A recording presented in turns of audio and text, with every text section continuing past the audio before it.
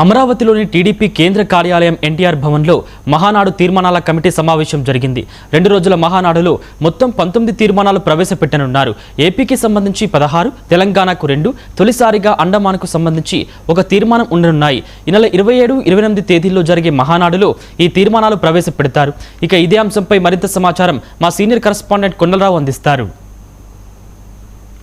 కార్యాలయంలో మహానాడుకు సంబంధించి తీర్మానాల కమిటీ నిన్న ఇవాళ 2 రోజుల పాటు భేటీ అవటం జరిగింది. ఈ 2 రోజుల పాటు కూడా తీర్మానాలకు సంబంధించి అంటే మహానాడులో ప్రవేశపెట్టే తీర్మానాలకు సంబంధించి సుదీర్ఘంగా చర్చించిన తర్వాత మాజీ మంత్రి యనమల తెలుగుదేశం పార్టీ సీనియర్ నాయకుడు యనమల రామకృష్ణుడు ఆధ్వర్యంలో 17 మంది సభ్యులతో కూడా 2 రోజుల పాటు ఈ తీర్మానాల కమిటీ సమావేశం అవటం జరిగింది. కొద్దిసేపటి క్రితమే ఈ సమావేశం ముగిసిన నేపథ్యం ఉంది. అయితే దాదాపు 19 తీర్మానాలు ఈ మహానాడు 2026 సంబంధించి మహానాడులో ప్రవేశపెట్టాలని కమిటీ తీర్మానించింది. అది ఏదైతే వర్చువల్గా జరగబోయే మహానాడు ఏదైతే ఉందో ఈ మహానాడులో ఈ 19 తీర్మానాలు 19 అంటే ఆంధ్రప్రదేశ్కి సంబంధించి 16 తీర్మానాలు, తెలంగాణకు సంబంధించి 2 తీర్మానాలు, ఈసారి కొత్తగా అండమాన్ నికోబార్ దీవులకు సంబంధించి కూడా ఒక తీర్మానం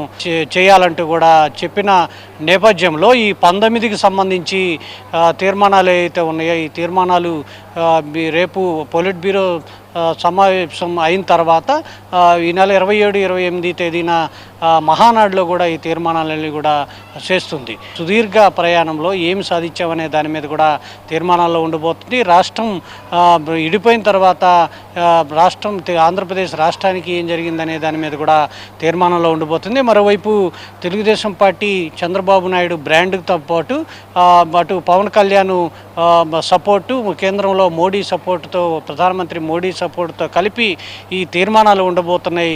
ఏదైతే మహానాడు అటు ముఖ్యమంత్రి Chandrababu Naidu, working president Nara Lokesh working president అయిన తర్వాత మొట్టమొదటి మహానాడు కాబట్టి నారా లోకేష్ కూడా సుదీర్ఘంగా ఈ మహానాడులో కూడా ప్రసంగించనున్నారు. మరోవైపు ముఖ్యమంత్రి చంద్రబాబు నాయుడు కూడా ప్రసంగించే ఉంది. అయితే వర్చువల్గా జరిగే ఈ మహానాడు మొదటగా నెల్లూరు జిల్లాలో ఈ మహానాడు నిర్వహించాలని చెప్పిన నేపథ్యంలో రాష్ట్రంలో ఉన్న క్రైసిస్ సంబంధించి, దేశంలో ఉన్న ఇంధనం సంబంధించి పొదుపుకు వేల వాహనాలకు సంబంధించి అక్కడ రావాల్సి వస్తుంది కాబట్టి దీని అంతటికీ ఖర్చు ఎక్కువ అవుతుంది. ఇంధనం సంబంధించి కూడా ఎక్కువ బస్సులు వాడాల్సి వస్తుంది, కార్లు వాడాల్సి వస్తుంది. వీటన్నిటి కూడా ప్రధానమంత్రి మోడీ పిలుపు మేరకు ఇంధనాన్ని పొదుపు చేయాలనే పిలుపు మేరకు అటు ముఖ్యమంత్రి చంద్రబాబు నాయుడు కాన్వాయ్ని దాదాపు 12-13 కాన్వాయ్ వెహికల్ ఉండేవి, దాన్ని 4కి కుదించుకొని ముఖ్యమంత్రి కాన్వాయ్ ప్రస్తుతం రన్ చేస్తున్న నేపథ్యంలో మరోవైపు ఉప ముఖ్యమంత్రి కూడా కాన్వాయ్ని తగ్గించుకొని చేస్తున్నారు. మరోవైపు మంత్రి నారా లోకేష్ కూడా కేవలం 2 వాహనాల్లోనే కాన్వాయ్ని రన్ చేస్తున్న నేపథ్యం. అయితే ఈ మహానాడు నిర్వహించే విధంగా అన్ని ఏర్పాట్లు చేస్తున్నారు. వర్చువల్గా ఈ మహానాడులో క్లస్టర్ ఇన్ఛార్జీలు అందరూ కూడా ఏదైతే తెలుగుదేశం పార్టీ క్లస్టర్ ఇచ్చిన మండల స్థాయి నుంచి అక్కడ ఒక పెద్ద స్క్రీన్ లాగా పెట్టేసి అక్కడ వాళ్ళు అక్కడే ఉండేటట్టు ఏదైతే చంద్రబాబు నాయుడు ప్రసంగం కావచ్చు, అటు లోకేష్ ప్రసంగం వినే విధంగా పెద్ద స్క్రీన్లు కూడా ఏర్పాటు చేశారు. ఆ స్క్రీన్లలో క్లస్టర్ ఇన్ఛార్జీలు, లోకల్గా ఎమ్మెల్యేలు అక్కడ బాధ్యత తీసుకుని వాళ్ళందరూ ఏర్పాటు చేసుకునే విధంగా కూడా ఈ మహానాడు ఉండబోతుంది. మరోవైపు రాష్ట్ర కమిటీ పాటు కేంద్ర పార్టీ కార్యాలయంలో ఈ మహానాడుకు సంబంధించి నాయకులందరూ కూడా పాల్గొంటారు. ఈ నాయకులు పాల్గొని ఏదైతే రేపు